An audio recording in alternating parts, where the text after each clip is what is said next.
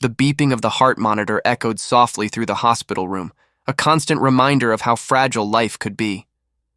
My daughter, Lily, lay in the hospital bed, her tiny hand dwarfed by the tangle of wires and tubes connected to her. She was only 7, far too young to understand the fear that had taken hold of her parents. The surgery was scheduled for that afternoon, a delicate operation to correct a heart defect she was born with. The doctors had been optimistic, assuring us that everything would be fine.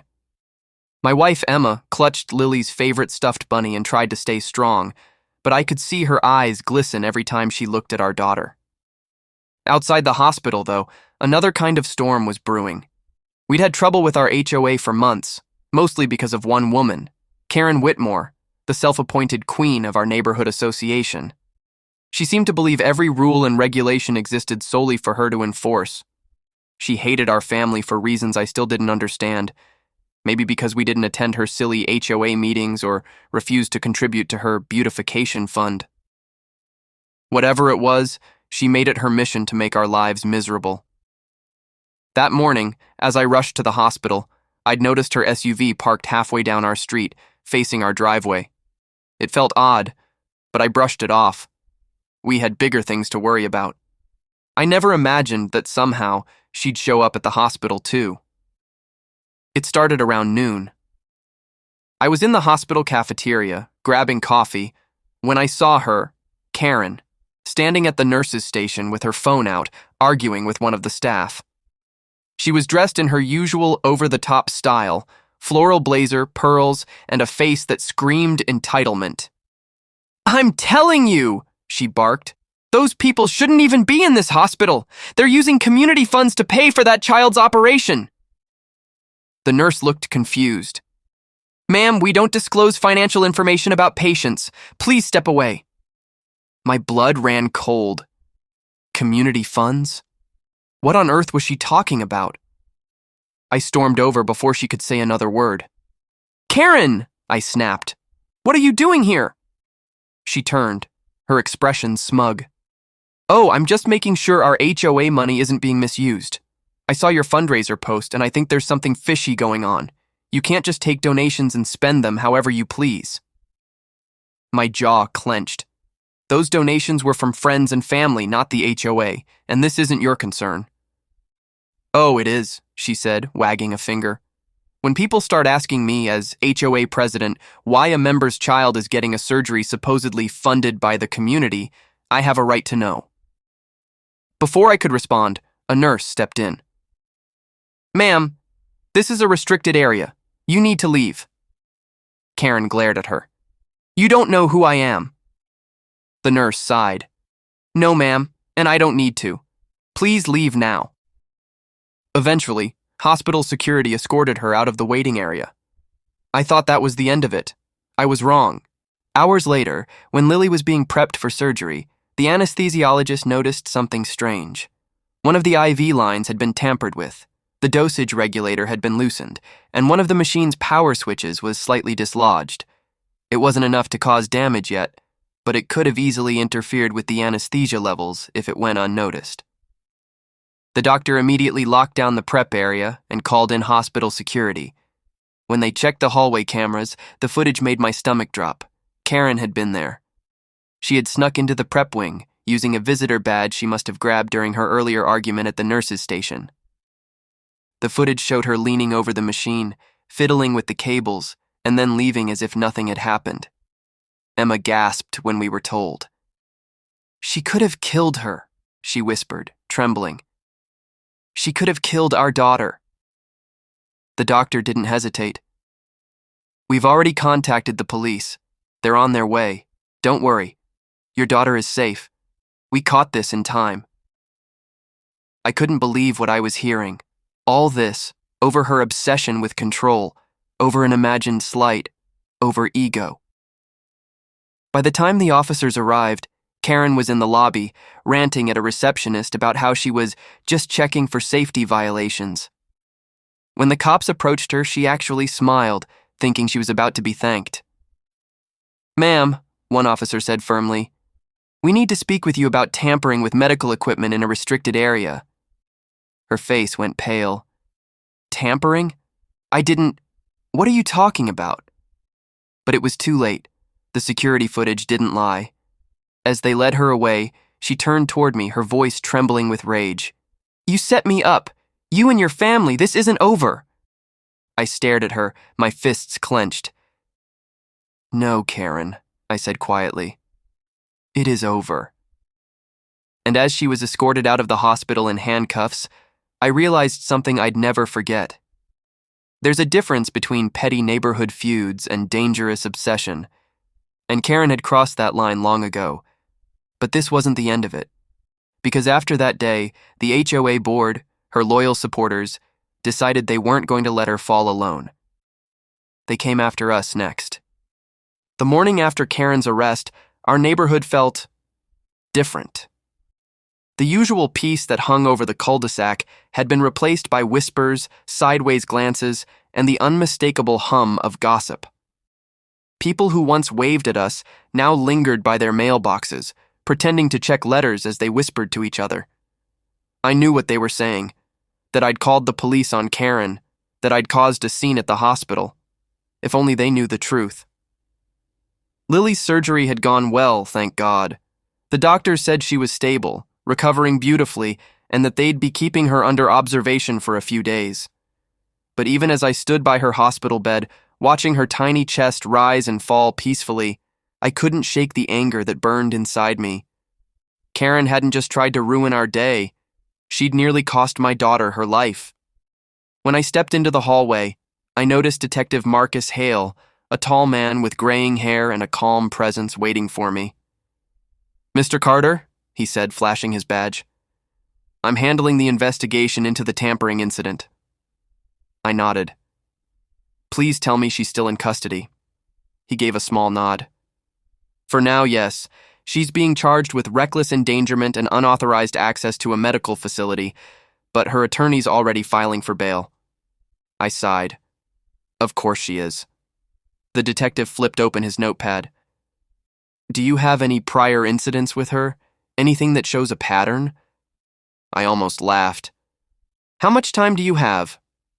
Over the next half hour, I told him everything.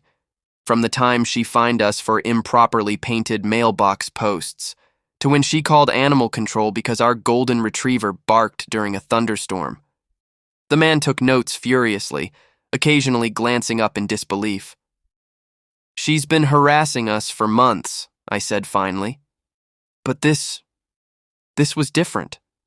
She followed us to the hospital. He nodded slowly. We'll be pulling neighborhood surveillance and your HOA's communication logs. If we can establish intent or obsession, this case could escalate. When he left, I walked outside for some air. The sky was gray, a drizzle beginning to fall, one of those days when the weather seemed to echo your mood. That's when my phone buzzed. It was a message from the HOA group chat. Neighbors, please be advised that recent rumors about our board member Karen are being exaggerated. The incident was a misunderstanding. Let's remember to stay supportive and not spread lies. I nearly crushed my phone in my hand. A misunderstanding? She broke into a hospital wing and messed with medical equipment. Moments later, another message popped up. This one from one of the more outspoken HOA members, Paul Benson, Karen's closest ally. Just to clarify, our HOA does not condone the involvement of law enforcement in civil matters. This should have been handled privately. That was it. I snapped. I opened my messages and typed back before I could stop myself. Privately? She nearly killed my daughter. This isn't about HOA politics. It's about safety and boundaries. You can defend her all you want, but the police have the footage. It didn't take long for the replies to pour in. Let's not jump to conclusions. Maybe the hospital exaggerated. Karen's done so much for this community. I realized then, the HOA wasn't just corrupt. It was delusional. They weren't protecting the community. They were protecting their own image. When I returned home that evening, a white envelope was taped to my front door. Inside was a notice from the HOA, a violation warning. Apparently, my overgrown hedge violated community standards and had to be trimmed within 72 hours, or I'd face fines. I laughed out loud. They were retaliating. It was almost comical, except it wasn't. Over the next few days, it got worse. Someone dumped trash on our driveway. Our mailbox was mysteriously damaged, and the HOA immediately blamed me for not maintaining it properly. Then came the letters, anonymous of course, accusing us of causing trouble for the neighborhood and embarrassing the community. The final straw came when a news crew showed up outside our house. Apparently, Karen's lawyer had gone public, claiming she was being unfairly targeted by an overzealous parent. The reporter shoved a microphone toward me. "Mr. Carter, is it true you exaggerated the events at the hospital to get Karen arrested?" I clenched my jaw, forcing myself not to explode on camera. "No. What's true is that she tampered with life-supporting medical equipment meant for my daughter. The hospital confirmed it, the police confirmed it, and if anyone doubts me, they can check the footage themselves." By the next morning, the clip had gone viral locally. The headline read, "Neighborhood dispute turns criminal. HOA leader accused of hospital tampering." It was surreal seeing our quiet street on the news. Some neighbors avoided eye contact altogether, while others quietly slipped supportive notes into our mailbox. The tide was turning, but not fast enough. Detective Hale visited again a few days later. "We've traced her access badge to a stolen visitor tag. There's enough to push this to a felony," he said. I nodded, relief washing over me. "So she's done?" He hesitated. "For now, but she's out on bail. You might want to install cameras around your home." That night, I sat on our porch, the cicadas humming in the darkness. For the first time in weeks, I allowed myself to exhale. But not for long. Because as the porch light flickered, I noticed movement across the street. Karen's house. The curtains were slightly open, and she was staring right at us. Her face was cold, expressionless. Then she lifted her phone and snapped a photo of me. Emma stepped outside. "What's wrong?" I pointed. "She's back." Karen closed the blinds slowly, as if to remind me that this was far from over. And deep down, I knew. The real fight was just beginning. The next morning started with the low rumble of an engine outside my home. I stepped onto the porch, coffee mug in hand, and saw a county maintenance truck parked in front of my driveway. 2 workers were standing beside a clipboard, pointing at the drainage line that ran through my yard. "Morning, sir," one of them said. "We're here on behalf of the HOA. Got a report saying your drainage line is leaking into community property." Of course. Karen. I shook my head. That's impossible. The line was inspected just last month by county maintenance, approved and sealed. They looked unsure. "We've got orders to dig a test hole to confirm. You can call the HOA office if you like." I forced a smile. "No need. I'll call someone else." And with that, I pulled out my phone and dialed Detective Hale. By the time he arrived, the workers were halfway through unrolling yellow cordon tape. Hale flashed his badge. "Gentlemen, I'm taking over from here. Please step aside." The look on their faces said they weren't used to being overruled, but they complied. Once they left, Hale turned to me. "She's not done, is she?" "Nope," I said. "She's escalating." He nodded grimly. "We've been digging deeper into Karen's background. Turns out she's been disciplined twice before in other neighborhoods, both times for harassment and falsifying reports as HOA president. But she always settles before it goes public. It was almost impressive how far Karen would go to protect her ego. But now she'd picked the wrong person. Later that afternoon, I went to the grocery store trying to clear my head. When I returned, I found my security cameras blinking red, motion alerts triggered. My stomach dropped. I rushed to the monitor and hit play. There she was. Karen, in broad daylight, walking across my lawn, holding a clipboard and taking pictures. She even had the nerve to wave at the camera before scribbling something down and leaving. That was it. I grabbed the footage and sent it straight to the police. Within an hour, Hale was back. "You know, she's crossing into stalking territory now," he said. "We'll add this to the case file." But Karen wasn't backing down quietly. The next morning, I woke to loud knocking. When I opened the door, there were 2 officers standing there. "Sir, we received a complaint that your security camera points into your neighbor's bedroom window," one said. I nearly laughed. "Are you serious?" They nodded. "We have to follow up on all reports." I took them to the monitor, showed them the camera view. It was aimed squarely at my driveway and front lawn, nowhere near her house. The officers exchanged looks and apologized before leaving. That's when I realized Karen wasn't just retaliating. She was trying to flip the narrative. She wanted to look like the victim. 2 days later, the HOA called an emergency board meeting. I didn't plan on attending, but something in me wanted to face them head on. Emma came with me, calm and composed, while I tried not to imagine what new stunt they had planned.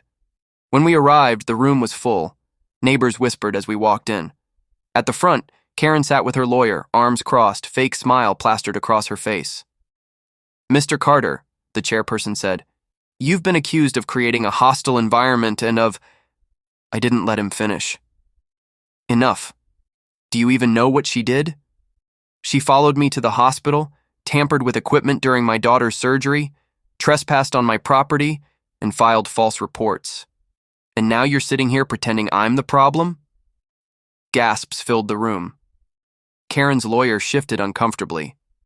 "Those are serious accusations," he said. I smiled. Good thing I brought evidence. Detective Hale, who had agreed to accompany me, stepped forward and set a small drive on the table. "Hospital security footage, witness statements, and HOA communications," he said flatly. "We also have proof of multiple code violations by Ms. Karen herself, including misuse of HOA funds." The room went silent. Karen's face turned pale. The chairperson's voice trembled.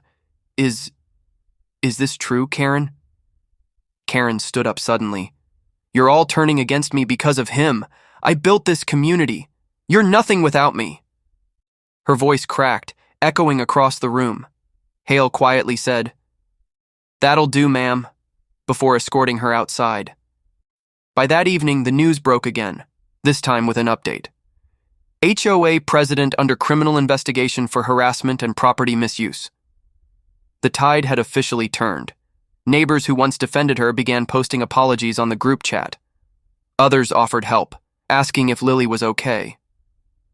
For the first time in months, our home felt like ours again. The constant tension, the fear. It started to fade. But then, late that night, while I sat on the porch staring at the stars, I heard footsteps on the gravel. Karen was standing at the end of my driveway, hands trembling, eyes red. "You ruined me," she whispered. I didn't move. "You did that yourself." She stared at me for a long moment, then turned and walked away. Slow, defeated, like someone who had finally realized the fight was over. And as I went inside and checked on my sleeping daughter, I felt a rare, fragile kind of peace settle over our home. But I knew this wasn't just an ending. It was a warning. Because in a world full of Karens with power, it takes one moment of courage to bring them down. The morning after Karen's public meltdown at the HOA board meeting felt unusually calm. No angry emails, no HOA warnings taped to my door, no gossiping neighbors pretending not to stare. For the first time in months, my family could breathe. But I knew this wasn't over yet. Not until the law finished what it started. Detective Hale called me that afternoon. "We've filed charges," he said simply. "Tampering with medical equipment, harassment, and multiple counts of trespassing. The hospital provided full footage, and the HOA board submitted their statement too. She's not getting away this time." I exhaled, feeling a weight lift off my chest. "Thank you, Hale. You don't know how much this means." "Oh, I do," he said with a chuckle. "Trust me, I've dealt with people like her before. They think power means they're untouchable, until it doesn't." Emma walked in, holding our daughter Lily's hand. Lily had a bright pink bandage on her arm from her post-surgery checkup, and she smiled shyly. "Daddy, Miss Karen won't be mad anymore. I knelt down beside her. No, sweetheart. Miss Karen's not going to bother us again. Her smile widened. Good. I didn't like her voice. We all laughed softly, but there was truth in her innocence. Even a 6-year-old could sense the poison that woman had brought into our lives. A few days later, Hale invited me to attend the first hearing. I didn't have to go, but I wanted to. Closure isn't something that comes easy. Sometimes you have to stand in the room where everything started falling apart. The courthouse smelled faintly of disinfectant and old paper. Karen was already there, sitting beside her lawyer, wearing a beige suit and sunglasses, as if trying to hide from the shame that followed her. Gone was the confident posture, the smug grin. She looked small. When the judge entered, the room fell silent. Ms. Karen Wilson, the judge began, you are charged with harassment, trespassing, falsifying reports, and tampering with medical equipment in a hospital environment. How do you plead? Karen hesitated, then whispered, not guilty. Her lawyer leaned in, murmuring something frantically, but her pride was louder than reason.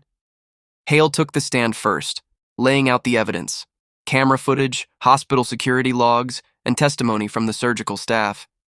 Each piece was a nail in the coffin she built herself. When it was my turn to speak, I kept it simple. Your Honor, I said, all I ever wanted was to keep my family safe. But this woman made that impossible. My daughter was fighting for her life, and instead of compassion, she gave us cruelty. Karen glared at me across the room, eyes watery but defiant. You made me look like a villain, she snapped. The judge frowned. Ms. Wilson, you did that yourself. Her outburst was met with silence. Even her lawyer sighed, defeated. After hours of testimony, the judge finally spoke. Ms. Wilson, considering the severity of your actions, the court sentences you to 6 months of community service, a restraining order from the Carter family, and removal from all HOA duties permanently. Karen froze. You could almost see the realization wash over her. The moment she finally understood her reign was over. Outside the courtroom, the sun was setting in brilliant orange streaks across the sky. Emma squeezed my hand. It's done, she whispered. I nodded. It's done. That night, we celebrated in the simplest way possible. Dinner at home, laughter echoing through the walls that once held only tension.